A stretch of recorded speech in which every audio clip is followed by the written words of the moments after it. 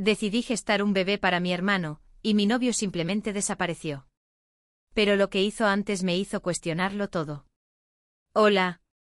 Me llamo Adriana, tengo 32 años, y durante las últimas 3 semanas he estado viviendo en una película surrealista donde cada escena es un golpe en el estómago. La historia comenzó de forma tan tonta y ordinaria que, mirando hacia atrás, me siento como una completa imbécil. Mi hermano Marco y su esposa, Elena, llevaban 6 años intentando tener un bebé. 6 años de intentos fallidos de fecundación in vitro, FIV, nervios y lágrimas. Los quiero mucho a ambos, y ver a Elena marchitarse lentamente por este dolor era terrible.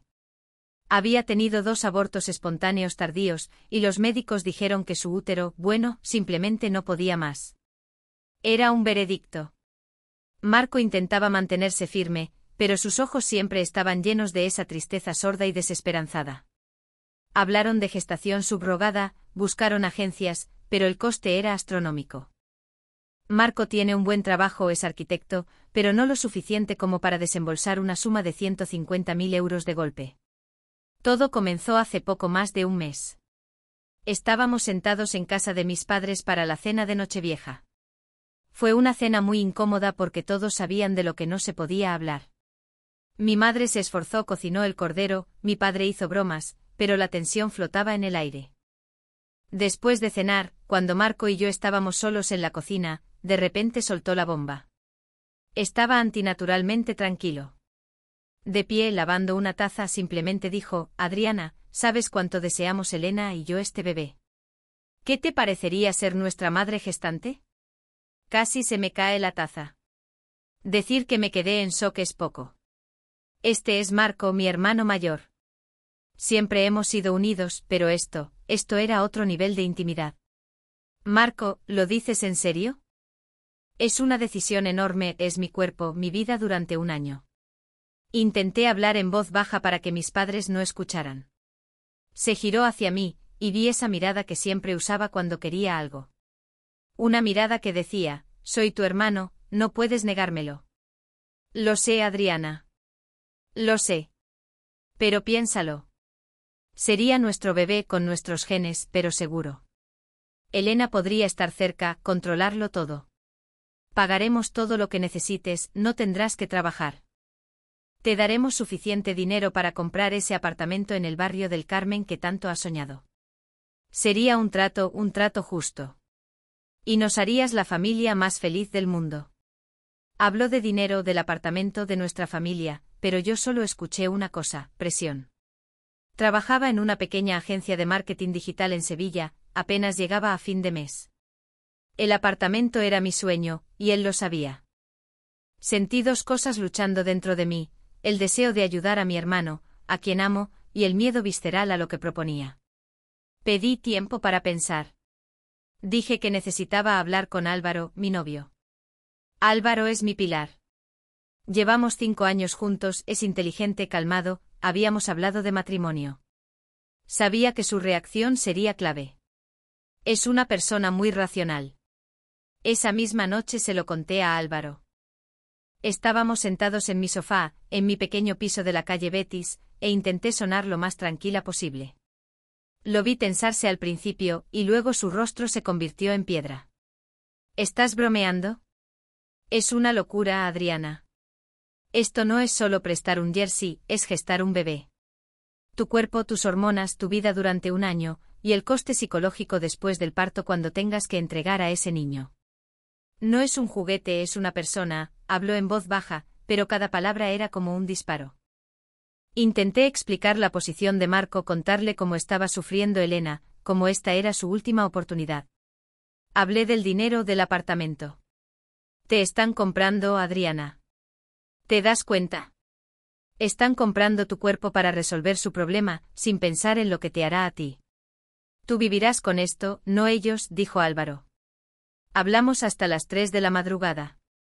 Yo estaba en pánico, él era lógica fría. Dijo que esta era una decisión que cambiaría todo, no solo mi vida, sino nuestra relación. No podía entender cómo podía siquiera considerarlo. Sentí cómo nos distanciábamos a cada minuto que pasaba. Y luego pronunció las palabras que aún resuenan en mi cabeza. Si aceptas, me voy. No puedo estar contigo mientras gestas el bebé de tu hermano. No podré soportarlo. Ese fue mi gancho. Un ultimátum. Una elección entre el hermano que me necesitaba y el hombre que amaba. Estaba atrapada. No sabía qué hacer. Solo le dije a Marco que necesitaba un poco más de tiempo para pensarlo todo. Ese poco más de tiempo se extendió a 2 semanas, durante las cuales Álvaro se volvió frío y distante, y Marco se volvió insistente. Sabía que tenía que tomar una decisión, pero ¿cómo? Cada puerta conducía al desastre. Me sentía como un peón en un juego muy cruel. Y luego el miércoles pasado encontré algo en su portátil. Algo que Álvaro, mi racional y calmado Álvaro, me había estado ocultando. Y cambió mi percepción de todo lo que me había estado diciendo. No se trataba solo de preocuparse por mí. Era mucho, mucho peor. El silencio después de lo que encontré fue peor que cualquier discusión a gritos. Fue el viernes por la mañana después de mi gran pelea con Álvaro sobre la gestación subrogada. Marco me había llamado de nuevo, su voz ahora más suave, casi manipuladora, diciendo que Elena había reservado una cita con un especialista, por si acaso decía que sí, presionándome con la logística. Álvaro supuestamente estaba en el trabajo. Necesitaba aire, necesitaba olvidar el peso aplastante de decepcionar a mi hermano o perder al hombre que pensé que me desposaría. Fue entonces cuando tomé su ordenador portátil, algo que rara vez hago, solo para mirar el tiempo o algo mundano. No estaba bloqueado, lo cual fue la primera señal de alarma. Álvaro es un paranoico de la seguridad. Abrí una carpeta etiquetada simplemente como Documentos Fiscales 2023. Pero no eran documentos fiscales. Estaba llena de capturas de pantalla, extractos bancarios e informes médicos fuertemente sellados. Mis manos empezaron a temblar tanto que tuve que apoyarme en la encimera de la cocina. Los informes no eran para Elena. Eran para Marco. Y no eran sobre problemas de fertilidad. Eran sobre su viabilidad espermática, y los resultados eran devastadoramente claros. Marco se había hecho la vasectomía hacía 4 años, tras una fuerte discusión con Elena sobre empezar una familia, demasiado pronto, y nunca se la había revertido. Había estado mintiendo a Elena, mintiendo a todos, fingiendo que lo intentaban a la manera difícil cuando él mismo había tomado la decisión permanente. Se me revolvió el estómago. Esto no era sobre el útero fallido de Elena. Se trataba de Marco retirándose de un compromiso que hizo con su esposa y luego lanzando un enorme Hail Mary emocional que me involucraba, porque no podía afrontar decirle la verdad sobre la cirugía irreversible que se había hecho en secreto. Toda la apelación emocional, los 6 años de dolor, las pérdidas tardías, estaba construida sobre la base de su decisión unilateral y egoísta de hacía 4 años. Y ahora me necesitaba a mí, su hermana, para cargar con la consecuencia de su secreto. Cerré el portátil de golpe, mi respiración se me cortó en la garganta. La idea de confrontar a Marco me daba náuseas físicas. Si sacaba esto a la luz, toda la estructura familiar implosionaría. Elena se enteraría de que él mintió sobre la vasectomía. Marco quedaría expuesto como un cobarde que no pudo asumir su error pasado. Luego miré la versión de Álvaro de la historia. Escondido bajo esa misma carpeta de documentos fiscales, había un archivo cifrado separado. Me llevó 20 minutos eludir la contraseña, era el nombre de la calle del primer piso que alquilamos juntos en Valencia. Dentro había correos electrónicos. Correos entre Álvaro y un abogado en una provincia completamente diferente, fechados solo 2 semanas antes de que Marco siquiera mencionara la idea de la gestación subrogada. Los correos trataban sobre la redacción de un acuerdo prenupcial, algo estándar, excepto por las cláusulas adjuntas. Una sección estaba muy resaltada: renuncia a la patria potestad en caso de embarazo por terceros involucrando a familiares directos de la pareja. Álvaro había estado preparándose para un escenario en el que yo pudiera quedar embarazada por otra persona mientras estábamos casados, o tal vez incluso antes de casarnos, y quería protegerse legalmente de cualquier responsabilidad por un niño que no fuera genéticamente suyo. Pero el tono era venenoso. Mencionaba la posible contaminación de nuestra limpia situación financiera, y cómo no iba a sacrificar su futuro en el altar de alguna obligación familiar desesperada. Me quedé allí sentada, leyendo su evaluación fría y calculada de que yo podría ser utilizada como incubadora para el niño genéticamente comprometido de mi hermano, si es que siquiera podían concebir de forma natural, lo cual era dudoso. Y me di cuenta de que mi novio perfecto y racional había estado planeando una estrategia de salida durante meses, mucho antes de que Marco dijera una palabra. Su ultimátum no nació de la preocupación, nació de un plan preexistente para huir si yo mostraba el más mínimo atisbo de lealtad equivocada a mi familia por encima de él. No me estaba protegiendo, estaba protegiendo su futuro prístino del supuesto desorden de mi familia. La tensión emocional se hizo insoportable. Me sentí sucia, utilizada tanto por el hermano que amo por su desesperación fabricada como por el novio en quien confiaba por su traición preventiva. Pasaron 2 semanas en este estado. Mantuve los secretos, la mentira de Marco sobre la vasectomía, las maniobras legales de Álvaro bien guardados. Dejé de discutir con Álvaro, simplemente me volví callada, eficiente. Evité las llamadas de Marco, dejando que el silencio aumentara la tensión. Cada lunes por la mañana me despertaba sintiendo que caminaba sobre hielo delgado sobre un abismo sin fondo. La fecha límite para la solicitud de la clínica de fertilidad se acercaba, y yo no había firmado nada, pero tampoco había dicho un no rotundo. Estaba paralizada por el conocimiento de que de cualquier manera, estaba perdiendo algo vital, la confianza de mi familia, o la base de mi relación. Seguía mirándome al espejo, intentando ver a la mujer fuerte que creía ser, pero solo veía a una mujer atrapada entre 2 secretos poderosos y feos, esperando a que estallara la bomba. Sabía que no podía seguir así. Tenía que elegir un camino, y cuanto más tardaba, más asumiría a Álvaro que me inclinaba hacia el sí con Marco, confirmando sus peores temores sobre mis prioridades. Necesitaba saber qué haría realmente Álvaro, y sabía que la única forma de forzarlo era darle lo que más temía. Resolví llamar a Marco y decirle que aceptaba. Necesitaba ver la reacción de Álvaro cuando tomara la decisión que supuestamente invalidaba nuestra relación. Era un movimiento desesperado y manipulador, pero ya estaba demasiado hundida en el fango para jugar limpio. La idea de gestar ese niño, incluso por el dinero y para salvar el matrimonio de Elena, me aterraba, pero la idea de que Álvaro se alejara porque pensaba que yo estaría de acuerdo era curiosamente más inmediata.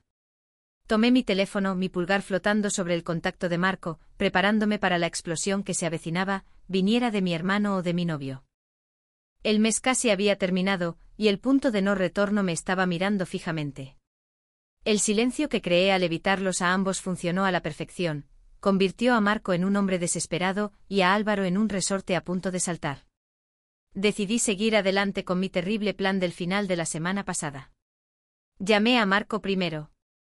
Necesitaba ver la cara de Álvaro cuando me inscribiera oficialmente en la destrucción de mi propia vida. Lo haré, Marco. Seré vuestra madre gestante, me escuché decir, mi voz plana y extraña, completamente desprovista de la emoción que se suponía que debía sentir, ya fuera alegría por el u horror ante la demanda. Al otro lado, hubo un sonido ahogado, como un jadeo de puro alivio que instantáneamente se agrió en algo feo. Adriana, gracias. Dios mío, gracias. Sabía que podía contar contigo. Elena está llorando, está sentada aquí sonriendo por primera vez en meses. Sonó triunfante como si hubiera ganado un juicio importante, no como si estuviera pidiendo a su hermana que se sometiera a una masiva prueba física y psicológica. Inmediatamente se lanzó a la logística. Necesitamos reunirnos con el especialista en fertilidad el jueves de la próxima semana, solo para comenzar los análisis preliminares. Ya llamé al abogado, podemos redactar la documentación para finales de semana. Esto está sucediendo, Adriana. Esto realmente está sucediendo. Su giro inmediato a la documentación legal y la programación de citas se sintió tan transaccional, tan frío, que casi me hizo reír histéricamente. No preguntó cómo me sentía acerca de tener un niño con su ADN viviendo dentro de mí durante 9 meses, solo con qué rapidez podía despejar mi agenda.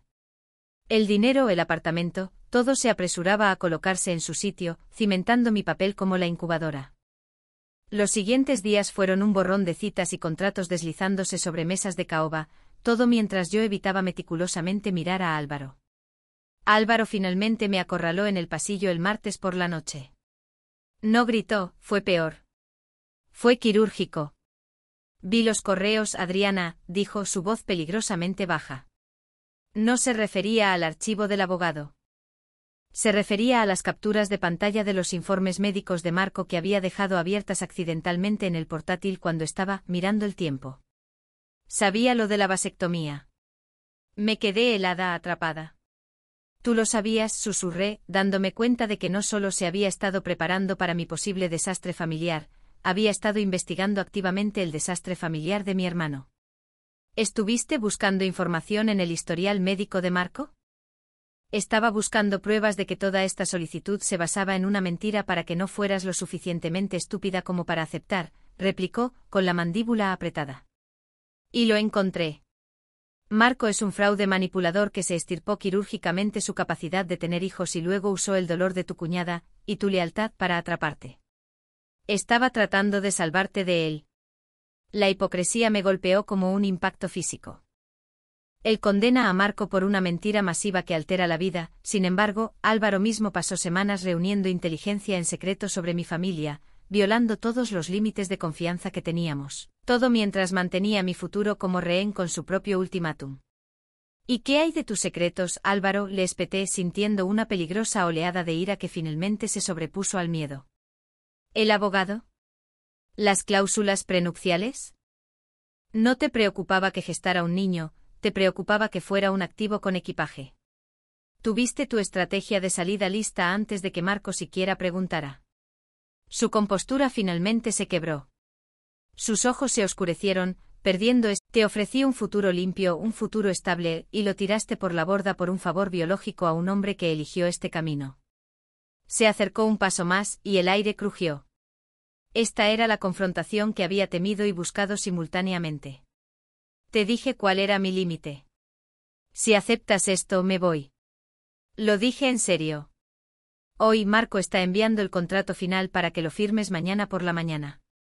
Así que dime ahora mismo, Adriana.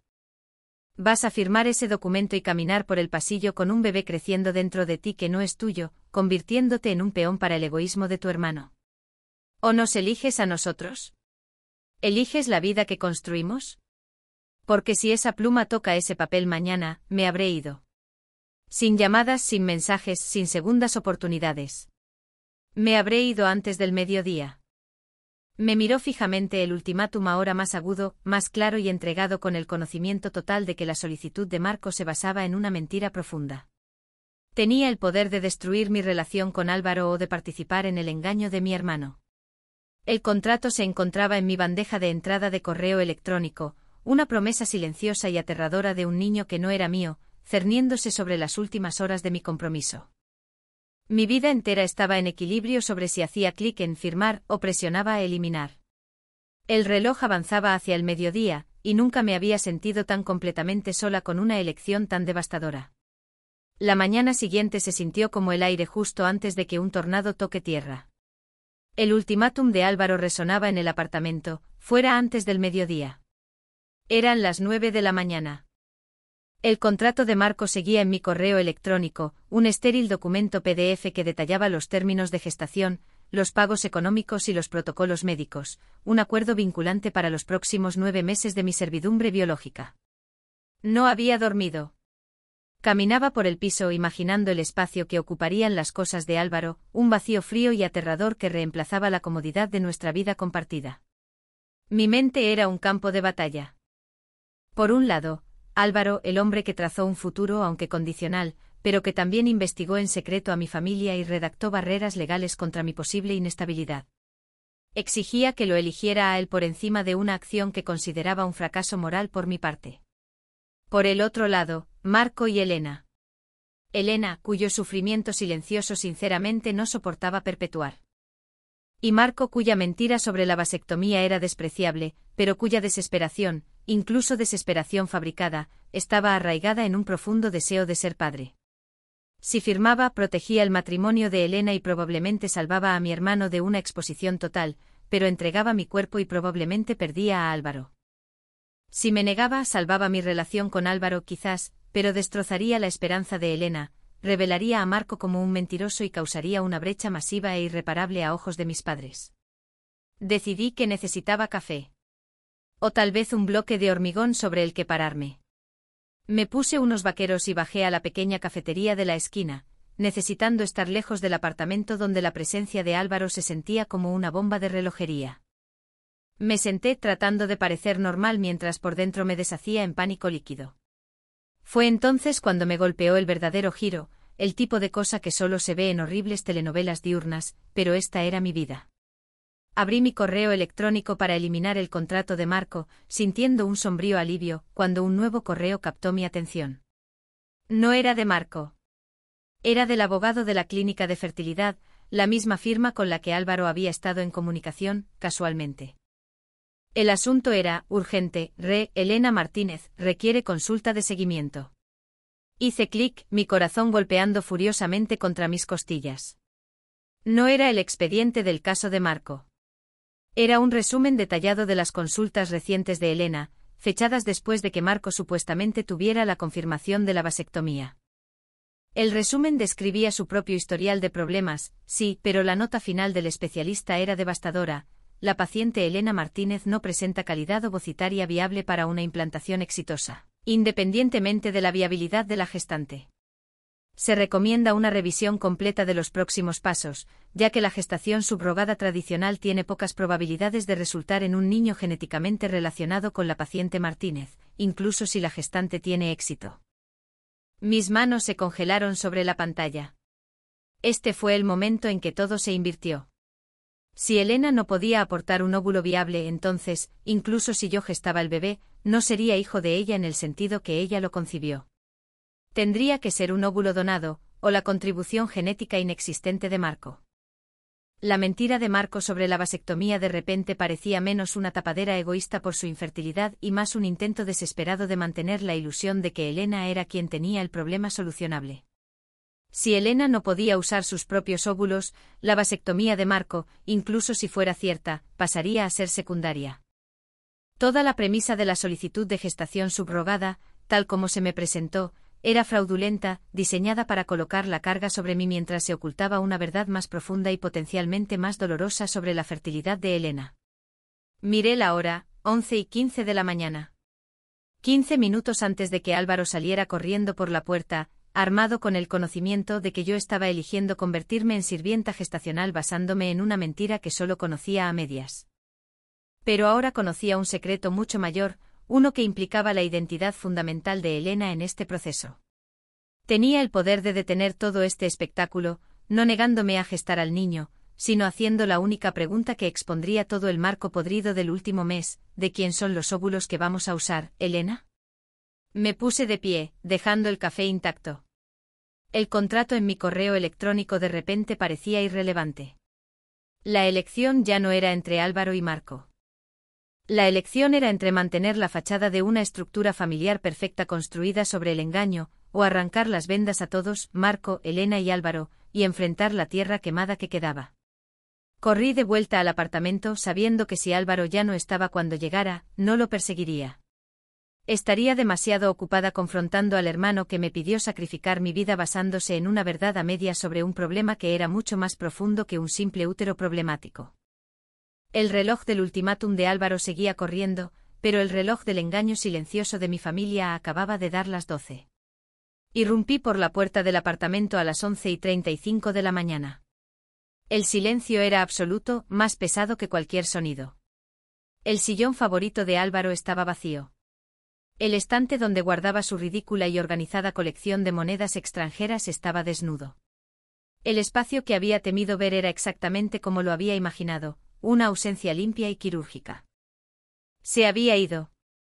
El peso de mi elección, o tal vez, el peso de mi demora en elegir, se estrelló contra mí agudo e inmediato, mucho más doloroso de lo que anticipé. Ni siquiera dejó una nota, solo la fría y cruda comprensión de que su racional plan de escape se había ejecutado precisamente a tiempo. Eligió el borrón y cuenta nueva sobre el lío complicado, tal como había advertido. Me quedé allí parada quizás 5 minutos, sintiendo el escozor del abandono, la aguda ironía de que ahora era libre de su ultimátum, solo para darme cuenta de que había perdido a la persona que amaba debido a la misma situación que él no podía tolerar. Entonces, algo se rompió. El dolor por la pérdida de Álvaro fue inmediato, pero la herida supurante del engaño de Marco y Elena era crónica. Agarré mis llaves y conduje directamente a casa de Marco, impulsada por una ira fría y clara que quemó el pánico. Los encontré en su sala de estar impecable y demasiado decorada. Marco parecía pálido, agarrando una carpeta gruesa, el contrato final, listo para mi firma. Elena estaba sentada a su lado, frágil, con los ojos enrojecidos, con el aspecto de haber estado llorando de nuevo. No firméis nada, dije, mi voz con una autoridad que no sabía que poseía. Caminé directamente hacia Elena. Elena, necesito que me digas la verdad. Olvídate de Marco por un segundo. Olvídate del acuerdo. ¿Te quedan óvulos viables? ¿Vas a poder usar tu propia genética en este niño? Marco se lanzó hacia adelante. Adriana, detente. Eso es privado. No entiendes la complejidad. Entiendo la complejidad de las mentiras, Marco, lo interrumpí, mirando directamente a los ojos de Elena. Sé lo de la vasectomía. Sé que has estado fingiendo durante años. Pero lo que descubrí hoy, lo que confirmé esta mañana, es que incluso si yo gestara el bebé, no será tuyo ni de ella de la manera que me dijiste. Las notas del especialista confirman que tú, Elena, no puedes contribuir. Así que, dime, Marco, porque estoy aceptando arriesgar mi cuerpo, mi futuro y mi relación por un bebé que de todos modos requiere una donante. ¿Por qué no enfrentamos esa verdad primero? El silencio que siguió no fue incómodo, fue el sonido del colapso de la realidad. Elena no se inmutó ni lo negó. Miró a Marco y la confianza entre ellos se hizo añicos visiblemente en ese instante. Su rostro se relajó, la esperanza cuidadosamente construida se disolvió en pura y humillante derrota. Me hizo prometer que no te contaría el alcance real, susurró Elena, no a mí, sino a la habitación misma. Dijo que si sabías que necesitábamos una donante y una gestante nunca aceptarías. Necesitaba una historia simple. Solo necesitaba que yo pareciera lo suficientemente triste para que dijeras que sí. La vasectomía fue su vergüenza secreta, y el problema de la donante se convirtió en el mío. Marco se limitó a mirar el suelo, el contrato deslizándose de sus dedos entumecidos. No negó una palabra. Simplemente parecía derrotado, un hombre atrapado por la red de omisiones convenientes que había tejido durante un mes. No esperé una disculpa o una explicación. No grité. Sentí una extraña y hueca liberación. Había detonado la bomba, los escombros resultantes ya no eran mi responsabilidad. Salí, dejándolos de pie entre las ruinas de su plan calculado. Conduje a casa, la ausencia de Álvaro ahora se sentía permanente y correcta, en lugar de inmediata e impactante. Me senté en el apartamento, de repente demasiado grande. Todo el episodio tomó menos de 30 días, sin embargo, había grabado en mí una década de desilusión. Pensé en Álvaro eligiendo su paz financiera sobre mi vulnerabilidad, y en Marco eligiendo el engaño sobre la verdadera honestidad con su esposa y su hermana. Todos exigieron sacrificios, pero todos ocultamos el verdadero coste. Álvaro sacrificó la confianza por la seguridad. Marco sacrificó la honestidad por el deseo. ¿Y yo? Sacrifiqué mi paz, mi relación y la autonomía de mi cuerpo en el altar de la obligación familiar, solo para descubrir que la ofrenda era para una meta fantasma. El teléfono permaneció en silencio. Sin mensajes de Álvaro. Sin llamadas desesperadas de Marco. Solo la pregunta resonante que no podía sacudirme, si todos los que amas exigen que tomes una decisión imposible, tal vez el verdadero dilema no sea lo que elijas, sino si eliges creer en las personas que te obligan a elegir en primer lugar. Había salvado a Elena de una imposibilidad biológica, pero al hacerlo, simplemente había cambiado un tipo de vacío por otro. El silencio en el apartamento era el sonido de un futuro que era finalmente y terriblemente solo mío para construir, ladrillo a doloroso ladrillo.